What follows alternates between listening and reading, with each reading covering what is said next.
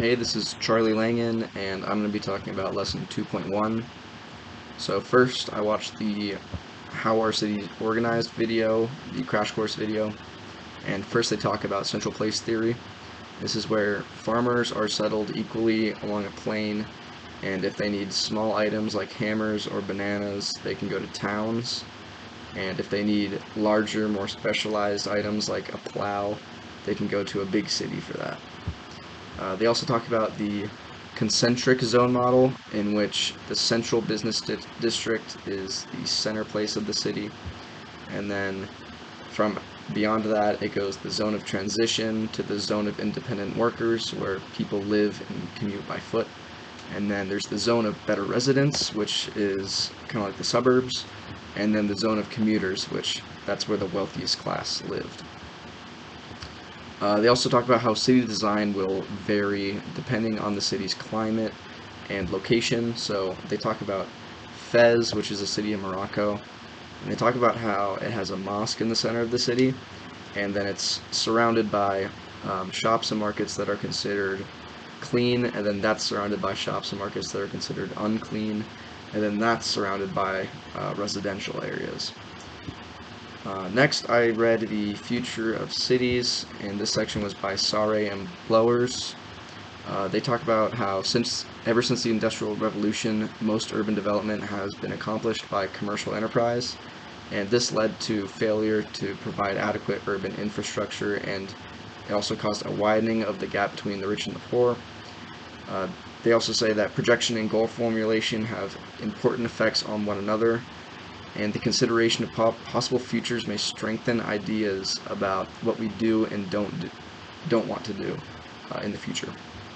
And they also talk about uh, Thomas More's idea of the utopia, and how utopian writing is significant not so much because of the solutions it proposes, but the alternative futures it enables us to recognize.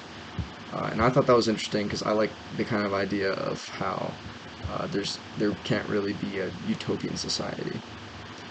Um, for the extra content, I looked at the TED Talk that was on Canvas, and I thought it was really interesting how such good and important rules like fire truck lanes and wheelchair accessibilities, I found it interesting how that kind of negatively affects the social and cultural aspects of our urban spaces.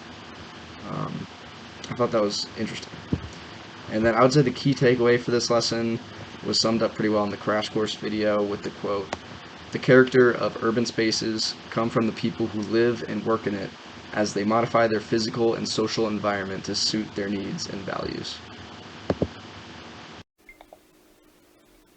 My name is Jeremy, and I'll be talking about Chapter 5 in the Future of Cities.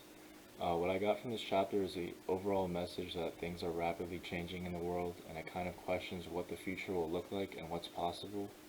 It stated that the average American has traveled more than 30 times the total lifetime travel of the 1914 American, and this is due to a super industrialized society.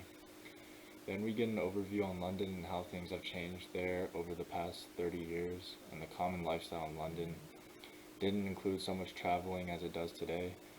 People aren't bound to their communities anymore. They travel far to the center of the city if they live on the outskirts, and they usually do this by carpools during the working day, which ends at 6:30. And this just goes to show how fast things are changing and how we need to pay more attention to these changes. The next thing is the trend report for planners, and it's a report that goes over current trends, future trends, and signals we need to learn about and watch. These trends are all relevant to planning cities. Some of the trends that we need to act on now include things like climate emergency, decarbonization and diversification of transportation, and housing affordability, availability, and accessibility. Then it goes into trends we need to prepare for, and one of the things that interested me was the use of AI in planning, and basically it said if planners don't understand AI applications relevant to planning, it could result in unsustainable and unequal outcomes. This section also talked about things like automation of transportation and data collection, use, and protection.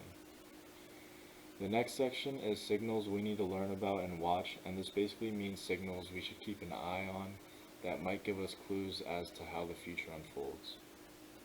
One of the things talked about in this section is 3D printing and how if 3D printing were to really start taking off, things like 3D printed homes and 3D printed infrastructure could become common.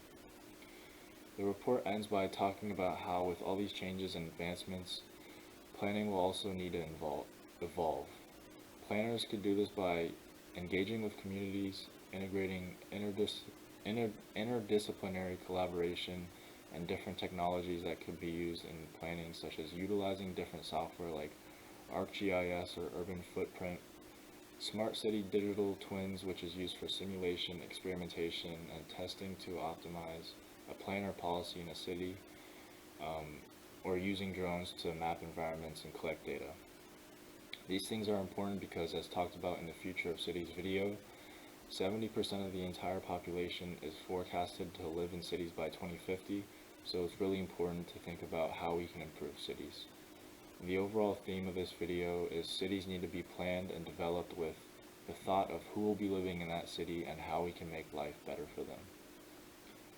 That's about it, so thank you all for watching our video.